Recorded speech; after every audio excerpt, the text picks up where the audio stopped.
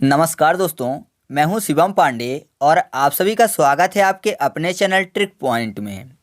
दोस्तों, आज हम लोग बात करने वाले हैं इंडियन ज्योग्राफी में भारत के कृषि के बारे में। यह वीडियो काफ़ी ज़्यादा महत्वपूर्ण है क्योंकि मैंने इस वीडियो में लगभग 5 से 6 बुकों का प्रयोग किया हुआ है। 5 से 6 बुक जो हैं उनके सभी इंपॉर्टेंट जो फैक्ट हैं उनको उठा के इस वीडियो में मैंने रखा हुआ है। तो आप इस वीडियो को शुरू से अंत तक ज़रूर देखिएगा, बाकी आप कमेंट करने के लिए मजबूर हो जाएंगे कि यह वीडियो बहुत ही अच्छी है। साथ ही साथ मैं आपको बता दूं कि आपकी स्क्रीन पर जितने भी टॉपिक दिख रहे हैं, जिन पर टिक लगा हुआ है उन पर वीडियो पहले से अपलोड है। तो अगर आप उन वीडियो को देखना चाहते हैं तो आपको लिंक कमेंट बॉक्स में पिन की हुई मिल जाएगी, आप वहां से उन सभी वीडियो को देख सकते हैं। तो देरी ना करते हुए चलिए इस वीडियो को शुरू करते हैं। तो जैसे कि आपको पता है कि जो हमारा प्यारा भारत है यह कृषि प्रधान देश है। यहाँ की लगभग 55% जनसंख्या प्रत्यक्ष रूप से कृषि पर निर्भर करती है। भारत के कुल क्षेत्रफल का 51% हिस्सा कृषि के लिए प्रयोग किया जाता है, जबकि 21% क्षेत्र पर वन है, 24% क्षेत्र पर बंजर भूमि और 4% क्षेत्र पर चारागाह स्थित हैं। भारत की जो सबसे ज़्यादा भूमि है 51%, वो कृषि के लिए ही प्रयोग की जाती है। अमेरिका में 20% भूमि कृषि के लिए प्रयोग की जाती है, चीन की 11% और कनाडा की 5% जो भूमि है वो कृषि के लिए प्रयोग की जाती है। भारत की जो 51% कृषि भूमि है इसमें लगभग 55% कृषि भूमि मानसून पर निर्भर करती है, जबकि लगभग जो 45% भूमि है वो क्षेत्र सिंचाई पर निर्भर करता है। तो याद रखिएगा कि भारत की जो 51% कृषि भूमि है उसमें से लगभग 55% मतलब आधे से ज़्यादा कृषि भूमि मानसून पर निर्भर करती है, जबकि आधे से कम यानी लगभग 45% कृषि भूमि सिंचाई पर निर्भर करती है। भारतीय किसान 60 से 65% खाद्यान्न फसलें उगाते हैं, मतलब कि चावल, गेहूं, ज्वार, बाजरा, मक्का ये सब, जबकि 35 से 40% वाणिज्यिक फसलें यानी कपास, जूट, चाय इन सब का उत्पादन करते हैं। देश में प्रथम कृषि विश्वविद्यालय की स्थापना 17 नवंबर 1960 को जवाहरलाल नेहरू द्वारा उत्तर प्रदेश कृषि विश्वविद्यालय के रूप में की गई थी। वर्तमान में इसका नाम है गोविंद बल्लभ पंत कृषि एवं प्रौद्योगिकी विश्वविद्यालय। यह वर्तमान में स्थित है पंतनगर, उत्तराखंड में। जबकि मैंने आपको बताया कि प्रथम कृषि विश्वविद्यालय की स्थापना उत्तर प्रदेश कृषि विश्वविद्यालय के रूप में की गई थी। तो मैं आपको बता दूं कि सन 2000 में जो उत्तराखंड है वो उत्तर प्रदेश से अलग हो गया था। तो पहले उत्तराखंड उत्तर प्रदेश का हिस्सा था, तो पहले जो कृषि विश्वविद्यालय की स्थापना की गई थी वो उत्तर प्रदेश में की गई थी, लेकिन विभाजन के बाद जो पहला कृषि विश्वविद्यालय है वो उत्तराखंड चला गया था, मतलब उत्तराखंड के हिस्से में चला गया था। तो अब वर्तमान में इसका नाम क्या है? गोविंद बल्लभ पंत कृषि एवं प्रौद्योगिकी विश्वविद्यालय है। मैं आपको बता दूं जो गोविंद बल्लभ पंत हैं ये उत्तर प्रदेश के प्रथम मुख्यमंत्री थे, तो इन्हीं के नाम पर भारत के पहले कृषि विश्वविद्यालय का नाम रखा गया था। ठीक है, यह जो विश्वविद्यालय है ये भारत में हरित क्रांति का अग्रदूत भी माना जाता है। तो अगर आपसे पूछा जाता है कि भारत में कौन सा विश्वविद्यालय है जो कि हरित क्रांति का अग्रदूत माना जाता है, तो याद रखिएगा कि वह है गोविंद बल्लभ पंत कृषि एवं प्रौद्योगिकी विश्वविद्यालय। ठीक है, कृषि जो है इसको संविधान की 7वीं अनुसूची के अंतर्गत राज्य सूची में शामिल किया गया था, जबकि 2006 के बाद यह समवर्ती सूची का विषय हो गया है। मतलब अभी आप कृषि को समवर्ती सूची के अंतर्गत देखते हैं, जबकि 2006 से पहले तक यह राज्य सूची का विषय था। भारत में जो कृषि जलवायु क्षेत्र है वो 15 हैं और सर्वाधिक कृषि जलवायु क्षेत्र उत्तर प्रदेश के हिस्से में है, उनकी संख्या है 9, जबकि कृषि पारिस्थितिकी क्षेत्र जो हैं उनकी संख्या 20 है और कृषि पारिस्थितिकी उप क्षेत्र जो हैं इनकी संख्या 60 है। स्वतंत्र भारत के पहले जो कृषि मंत्री थे वो थे पंजाब राव देशमुख जी। प्रथम अंतरिम मंत्रिमंडल में खाद्य एवं कृषि मंत्री जो थे वो थे डॉक्टर राजेंद्र प्रसाद। और मैं आपको बता दूं कि राजेंद्र प्रसाद कृषि विश्वविद्यालय जो है उसकी स्थापना 1970 में पूसा बिहार में की गई थी। इसके अलावा आपको एक चीज़ और याद रखना है कि imperial council of agriculture research की जो स्थापना है वो 1905 में की गई थी। बाद में इसका नाम बदलकर भारतीय कृषि अनुसंधान परिषद कर दिया गया था। तो ये नाम कब बदला गया था? तो ये बदला गया था 16 जुलाई 1929 को। और भारतीय कृषि का इतिहास नामक जो पुस्तक है वो मोहिंदर सिंह रंधावा द्वारा लिखी गई थी। इसके बाद हम लोग बात कर लेते हैं भारत में फसलों के प्रकार की। तो भारत में जो फसलें हैं वो 3 प्रकार की होती हैं। एक है खरीफ की फसल, दूसरा है रबी की फसल और तीसरा है जायद की फसल। तो जो खरीफ की फसल होती है इसकी बुआई जून जुलाई में की जाती है, जबकि इसकी जो कटाई है वो अक्टूबर में की जाती है। खरीफ की जो फसल है इसे मानसून काल की फसल भी कहा जाता है, क्योंकि आपको पता है ये जो टाइम होता है ये बरसात का टाइम होता है, मतलब मानसून का समय होता है। इस कारण से जो खरीफ की फसल है इसको मानसून काल की फसल भी कहते हैं। इसकी जो प्रमुख फसलें हैं वो हैं धान, ज्वार, बाजरा, मक्का, सोयाबीन आदि। तो याद रखिएगा धान, ज्वार, बाजरा, मक्का, सोयाबीन जो हैं ये सब की सब खरीफ की फसलों के अंतर्गत आते हैं। ठीक है। इसके बाद हम लोग बात कर लेते हैं रबी के फसलों की।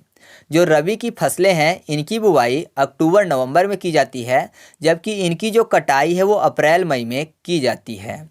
रबी की फसलों को शीत ऋतु की फसल के नाम से भी जाना जाता है, क्योंकि आपको पता है शीत मतलब ठंड होती है और ये जो समय है इस फसल का वो ठंड का ही होता है, जिस कारण से जो रबी की फसल है इसको शीत ऋतु की फसल भी कहते हैं।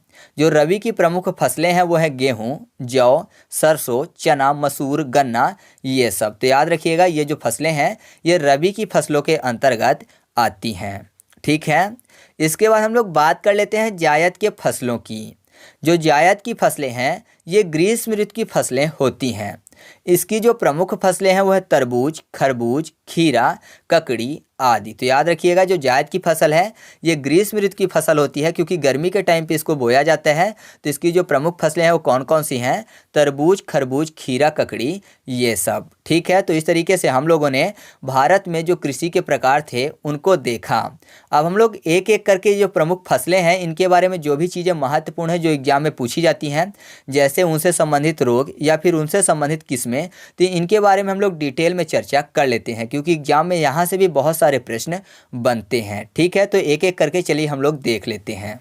तो सबसे पहले हम लोग बात कर लेते हैं चावल यानी धान के फसल की। जो चावल है इसका वैज्ञानिक नाम है ओराइजा सटाइवा। यह ग्रेमिनी कुल का पौधा है और साथ ही साथ में आपको बता दूं कि ज्वार, बाजरा और गेहूं जो हैं ये भी ग्रेमिनी कुल के ही पौधे हैं। चावल से संबंधित एक बहुत ही ज़्यादा महत्वपूर्ण रोग है जो कि एग्जाम में कई बार पूछा गया है, वो है खैरा रोग। जो खैरा रोग है वो जस्ते की कमी से होता है। और साथ ही साथ में आपको बता दूं कि अंगमारी रोग और प्रध्वंस रोग जो हैं ये भी चावल की फसल से ही संबंधित हैं। चावल में जो कुल गुणसूत्रों की संख्या होती है वो होती है 24 और विटामिन ए से जो भरपूर चावल है उसका नाम होता है गोल्डन राइस। तो अगर आपसे पूछा जाता है कि विटामिन ए से भरपूर चावल का नाम क्या है, तो सही जवाब क्या होगा? गोल्डन राइस होगा। एग्जाम में कई बार चावल की प्रमुख किस्मों को पूछा गया है, तो उनके बारे में हम लोग देख लेते हैं। तो चावल की प्रमुख किस्में हैं बासमती, जो कि उत्तर प्रदेश में सबसे ज़्यादा उगाया जाता है। फिर है जरीसाल, जो कि गुजरात में उगाया जाता है। इसके अतिरिक्त सांबा, साकेत, गोविंद, कावेरी, रत्ना, IR8, IR20 और पूसा 221, ये सब की सब चावल की प्रमुख किस्में हैं। धान की जो प्रथम बौनी प्रजाति थी उसका नाम है जया और अंतर्राष्ट्रीय चावल जो अनुसंधान केंद्र है वो मनीला में स्थित है। और भारत में अगर बात करें तो केंद्रीय चावल अनुसंधान केंद्र कटक में स्थित है। चावल के कटोरे के नाम से भारत में 3 क्षेत्रों को जाना जाता है। एक है आंध्र प्रदेश, दूसरा है छत्तीसगढ़ और तीसरा है कृष्णा और गोदावरी का डेल्टा। तो अगर आपसे तीनों में से कोई भी ऑप्शन देकर पूछा जाता है कि चावल का कटोरा किसे कहते हैं, तो सही जवाब क्या होगा? या तो आंध्र प्रदेश होगा या फिर छत्तीसगढ़ होगा या फिर कृष्णा और गोदावरी का डेल्टा होगा। तीनों साथ में कभी नहीं देंगे। तो याद रखिएगा कि इन तीनों को भारत में चावल का कटोरा कहते हैं, जबकि विश्व में चावल का कटोरा वियतनाम को कहा जाता है। और मैं आपको एक चीज़ बता दूं कि एशिया महाद्वीप में चावल का सर्वाधिक उत्पादन होने के कारण एशिया महाद्वीप को चावल संस्कृति के नाम से भी जाना जाता है। ठीक है। तो याद रखिएगा कि चावल संस्कृति के नाम से किसे जाना जाता है? तो एशिया महाद्वीप को जाना जाता है। चावल जो है ये चीन की मूल फसल है और आपको पता है कि विश्व में चावल के उत्पादन में प्रथम स्थान रखने वाला देश कौन सा है? तो वो चीन ही है। ठीक है। जबकि भारत में चावल का सबसे ज़्यादा उत्पादन कहाँ होता है? तो वह पश्चिम बंगाल में होता है। संसार का पहला जो बायोटिक चावल है वो है पूसा 60 N60 सुगंध। और मैं आपको बता दूं कि चावल में जो खनिज की मात्रा पाई जाती है तो 90% जो स्टार्च है वो पाया जाता है, 8% प्रोटीन पाया जाता है और बाकी बचा हुआ जो होता है अन्न उसमें आयरन उपस्थित होता है। तो याद रखिएगा कि चावल में सबसे ज़्यादा जो खनिज है वो कौन सा पाया जाता है, तो वह है स्टार्च, वो भी 90%। और जो चावल है इसकी फसल के लिए 150 सेंटीमीटर से 300 सेंटीमीटर बारिश चाहिए होती है। ठीक है, तो याद रखिएगा चावल से संबंधित ये सभी चीज़ें हैं। इसके बाद हम लोग बात कर लेते हैं गेहूं की। जो गेहूं है इसका वैज्ञानिक नाम है ट्रिटिकम सटाइवम। यह ग्रेमिनी कुल का पौधा है। मैंने आपको पहले ही बता दिया कि ज्वार, बाजरा, गेहूं और धान जो है ये सब के सब ग्रेमिनी कुल के पौधे हैं। गेहूं में जो गुणसूत्र की संख्या होती है वो होती है 42, जबकि गेहूं के विकास के लिए और उत्पादन के लिए 80 सेंटीमीटर बारिश और 10 से 25 डिग्री सेल्सियस तापमान की ज़रूरत होती है। गेहूं में ग्लूटीन प्रोटीन पाया जाता है और इसकी कुछ महत्वपूर्ण प्रजातियां हैं, जैसे कि पूसा बेकर हो गया, HS 420, सोना, कल्याण अर्जुन, MP 4010 और मैक्रोनी। इनमें मैं आपको बता दूं कि गेहूं की जो पूसा बेकर प्रजाति है इसका प्रयोग बिस्किट बनाने के लिए किया जाता है, जबकि जो मैक्रोनी प्रजाति है इसका प्रयोग सूजी बनाने के लिए किया जाता है। सूजी मतलब जिससे हलवा बनता है उस सूजी की बात हो रही है। तो हलवा वाले सूजी बनाने के लिए किसका प्रयोग किया जाता है, गेहूं की मैक्रोनी प्रजाति का प्रयोग किया जाता है। गेहूं के अगर उत्पादन की बात करें तो विश्व में सबसे ज़्यादा गेहूं का उत्पादन करने वाला जो देश है वो है चीन। गेहूं की एक प्रमुख रोग है जिसको बोला जाता है रस्ट रोग। तो याद रखिएगा कि जो रस्ट रोग है वो गेहूं फसल से संबंधित है। भारत में गेहूं व जौ अनुसंधान केंद्र जो है वो करनाल यानी हरियाणा में स्थित है, जबकि अंतर्राष्ट्रीय गेहूं शोध केंद्र जो है वो मैक्सिको सिटी में स्थित है। और याद रखिएगा कि गेहूं की जो बौनी प्रजाति है उसका नाम है नोरिन 10। ठीक है, तो गेहूं के बारे में आप इतनी चीज़ें याद रखिएगा। इसके बाद हम लोग बात कर लेते हैं जौ की। जौ को विकास के लिए या फिर इसके फसल के लिए 70 से 100 सेंटीमीटर वर्षा की ज़रूरत होती है, जबकि 15 डिग्री सेल्सियस से 18 डिग्री सेल्सियस तक तापमान की आवश्यकता होती है। इसकी कुछ प्रमुख किस्में हैं, जैसे कि हिमानी, ज्योति, कैलाश, C164 और K24। तो याद रखिएगा ये जो प्रमुख किस्में हैं ये जौ से संबंधित हैं। तो जौ के बारे में आपको इतनी ही चीज़ें याद रखनी हैं। इसके बाद हम लोग बात कर लेते हैं अरहर यानी तुअर की।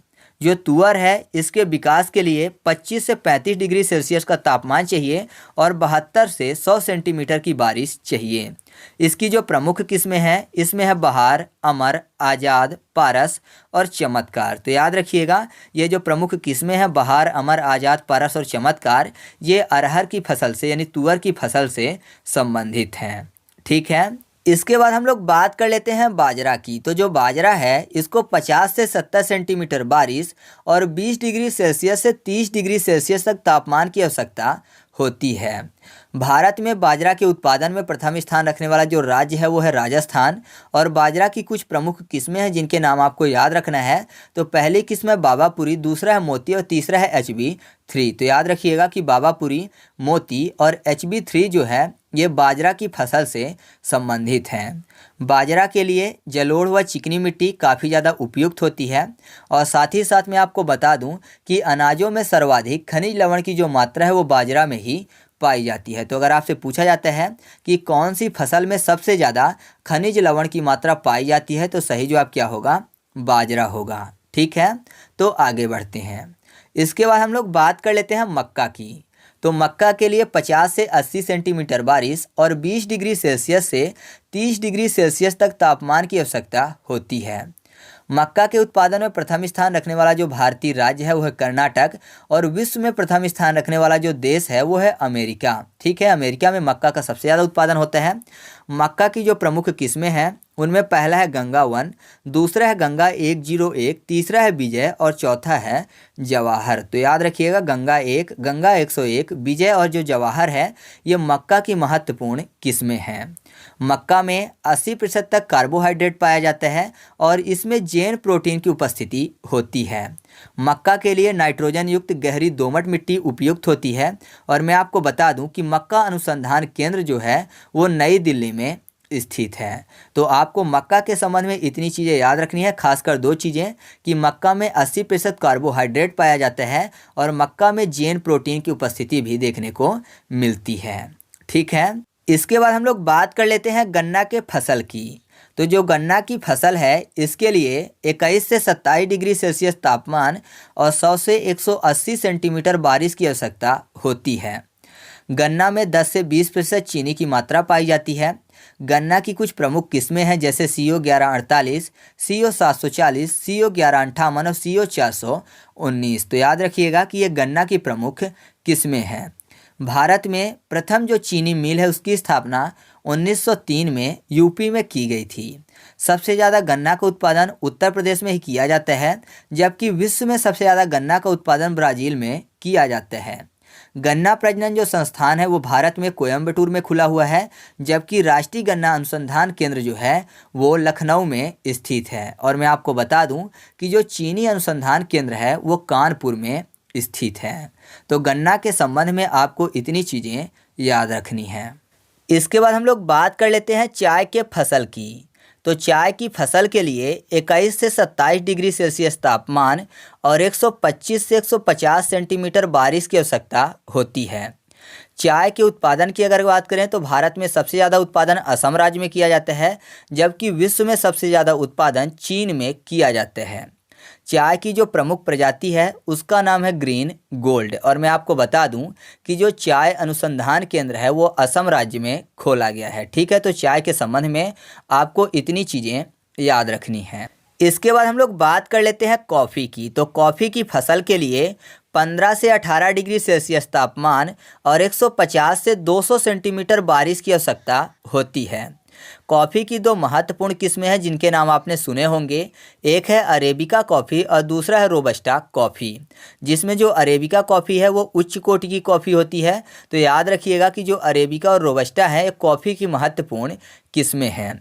कॉफ़ी का जो सर्वाधिक उत्पादन है वो भारत में कर्नाटक में किया जाता है। आपने एक क्षेत्र का नाम सुना होगा, वो है चितमंगलूर। तो कर्नाटक का जो चितमंगलूर जिला है वो कॉफ़ी के उत्पादन के लिए ही प्रसिद्ध है। और अगर बात करें कि विश्व में सबसे ज़्यादा कॉफ़ी का उत्पादन कहाँ किया जाता है, तो विश्व में सबसे ज़्यादा जो कॉफ़ी का उत्पादन है वो ब्राज़ील में किया जाता है। और याद रखिएगा कि राष्ट्रीय कॉफ़ी अनुसंधान केंद्र जो है वो चितमंगलूर कर्नाटक में ही खुला हुआ है। ठीक है, इसके बाद हम लोग बात कर लेते हैं चना के फसल की। तो चना की फसल के लिए 15 से 30 डिग्री सेल्सियस तापमान और 60 से 100 सेंटीमीटर बारिश की आवश्यकता होती है। चना की कुछ महत्वपूर्ण किस्में हैं जिसमें पहला है राधे, दूसरा है सम्राट, फिर है विशाल, फिर है पूसा 226 और के 850। तो ये चना की महत्वपूर्ण किस्में हैं, याद रखिएगा। मुख्य रूप से आपको राधे, सम्राट और विशाल का नाम याद रखना है। चना से संबंधित दो महत्वपूर्ण रोग भी हैं, तो इनके भी नाम आपको याद रखना है। एक है बुकनी रोग और एक है उकठा रोग। उकठा रोग जो है वो एग्जाम में कई बार पूछा गया है, तो याद रखिएगा जो बुकनी और उकठा रोग हैं ये चना से संबंधित हैं।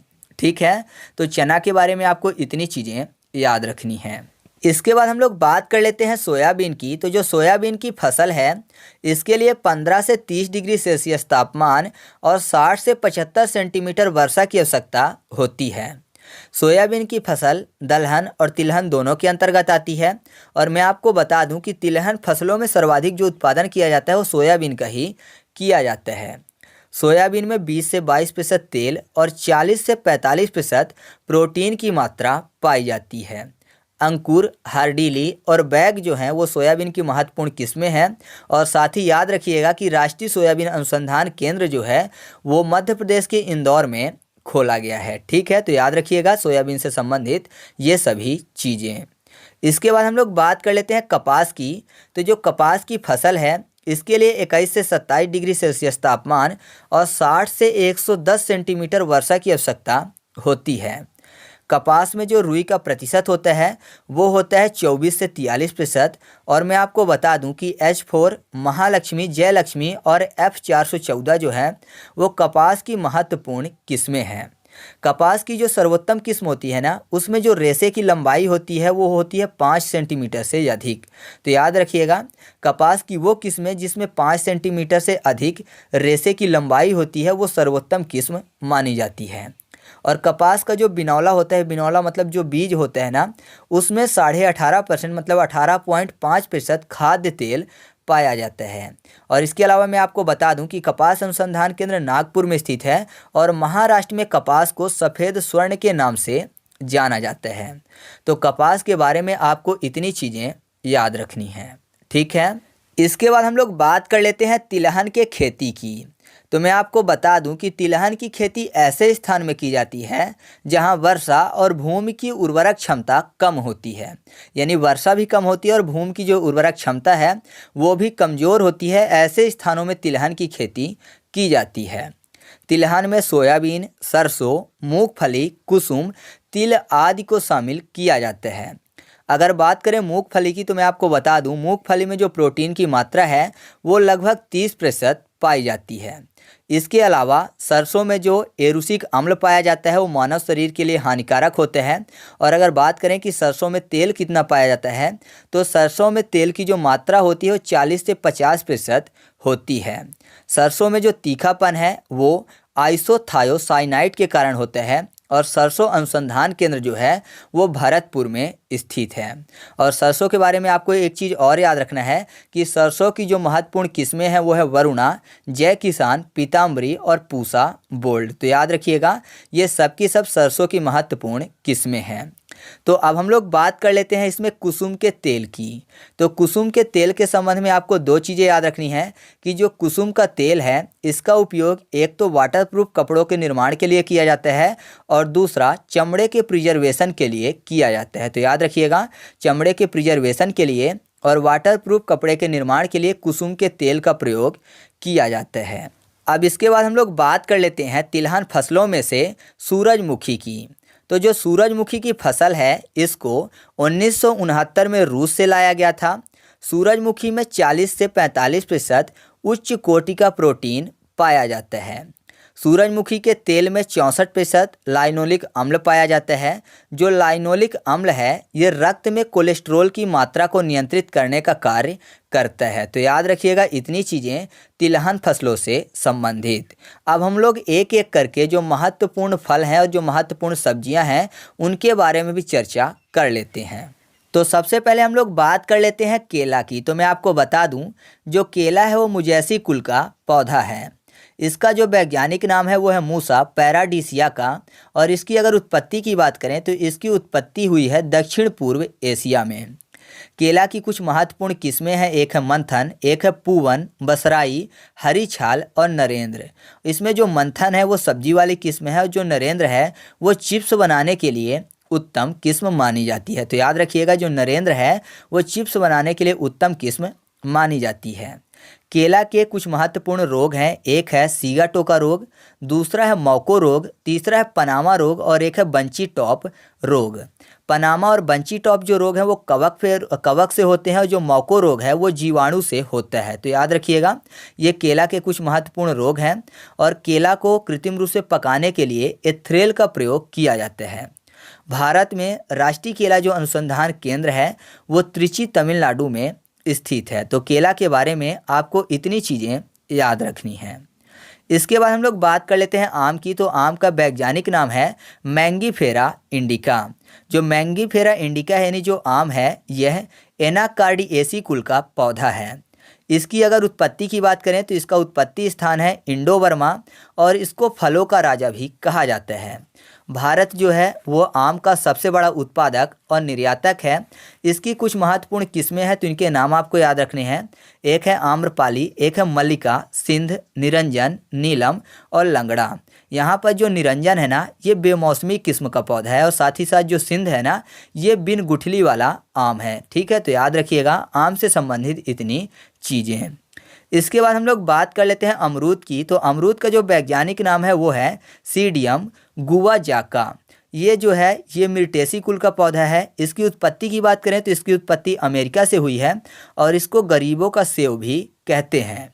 इसकी महत्वपूर्ण किस्में हैं इलाहाबादी सफ़ेदा, लखनऊ 49, सहारनपुर, नागपुर, वहेल और कोकोनट। इनमें जो सहारनपुर, नागपुर, वहेत और कोकोनट हैं ये बीज रहित किस्में हैं।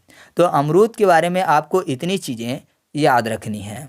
इसके बाद अगला है पपीता। तो जो पपीता है इसका वैज्ञानिक नाम है केरिका पपाया। यह केरिका स्कूल का पौधा है। इसकी जो उत्पत्ति स्थान है वो है उष्ण अमेरिका। इसकी कुछ महत्वपूर्ण किस्में हैं जो है पूसा नन्हा, वशिंगटन, हनी न्यू और पूसा मेजेस्टी। इसके बारे में आपको एक चीज़ और याद रखना है, वो है पपेन। तो पपेन क्या होता है? तो पपीते के फल का जो सुखाया हुआ दूध होता है ना, उसी को पपेन कहते हैं। तो पपीता के बारे में आप इतनी चीज़ें याद रखिएगा। इसके बाद हम लोग बात कर लेते हैं सेब की। तो जो सेब है इसका वैज्ञानिक नाम है मेलस प्यूमिला। ये रोजेसी कुल का पौधा है। इसकी अगर उत्पत्ति स्थान की बात करें तो इसकी उत्पत्ति जो स्थान है वो है दक्षिण पश्चिम एशिया। इसे झूठा फल की संज्ञा भी दी गई है और साथ ही साथ इसकी कुछ किस्में याद रखनी है आपको। वो किस्में हैं बिनौनी, अंबारी, रेड डेलिशियस और सुनहरी। तो ये सब की सब सेब की महत्वपूर्ण किस्में हैं। और एक चीज़ और याद रखिएगा कि भारत के सेब का कटोरा किसे कहा जाता है? तो वह कहा जाता है हिमाचल प्रदेश को। ठीक है, तो सेब के बारे में आपको इतनी चीज़ें याद रखनी हैं। इसके बाद हम लोग बात कर लेते हैं आलू की। तो मैं आपको बता दूं, जो आलू है इसका जन्म स्थान है पेरू। 17वीं शताब्दी में आलू को पुर्तगालियों द्वारा भारत लाया गया था। आलू की कुछ महत्वपूर्ण किस्में हैं जैसे कुफरी अलंकार, कुफरी बहार, कुफरी चंद्रमुखी और कुफरी बादशाह, कुफरी नीलिमा। तो ये आलू की कुछ महत्वपूर्ण किस्में हैं। इसके अलावा आपको याद रखना है कि जो झुलसा है और अगेती अंगमारी और पछेती अंगमारी जो रोग हैं वो आलू से संबंधित हैं। इसमें जो अगेती अंगमारी और पछेती अंगमारी रोग है ना, ये कवक जनित रोग हैं।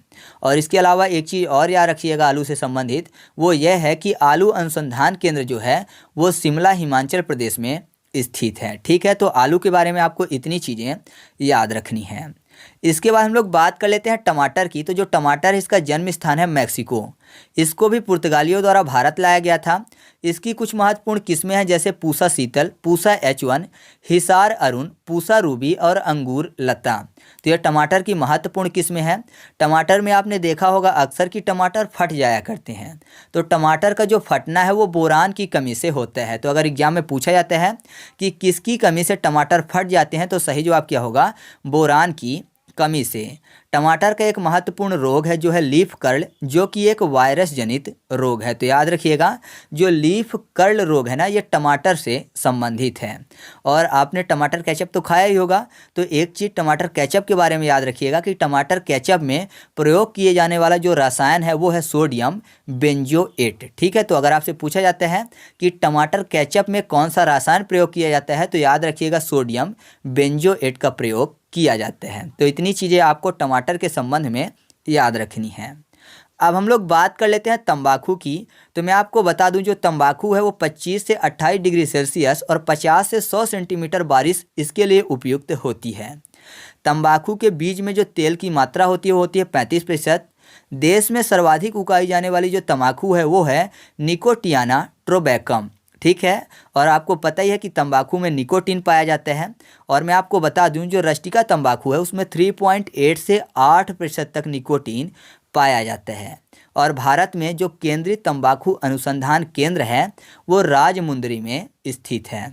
तो तंबाकू के संबंध में आपको इतनी चीज़ें याद रखनी है। तो अभी तक हम लोगों ने फसलों के बारे में जो भी चीज़ें महत्वपूर्ण थी उनको देखा। अब हम लोग बात कर लेते हैं फसलों से संबंधित महत्वपूर्ण क्रांतियों के बारे में। तो सबसे पहले हम लोग बात कर लेते हैं हरित क्रांति की। तो मैं आपको बता दूं कि यह जो हरित क्रांति है यह कृषि उत्पादन को बढ़ाने के लिए लागू की गई एक नीति है। इसके तहत उत्पादन बढ़ाने हेतु उन्नत किस्म के बीज व उन्नत किस्म के तकनीकों का प्रयोग बढ़ाया जाता है। सबसे पहले हरित क्रांति के जनक नॉर्मन बोरलॉग द्वारा 1965 में हरित क्रांति अमेरिका और मैक्सिको में लाई गई थी। भारत में 1966-67 में MS स्वामीनाथन द्वारा हरित क्रांति को लाया गया था। तो हरित क्रांति का सबसे अधिक जो प्रभाव है वो गेहूं और चावल के उत्पादन पर पड़ा है।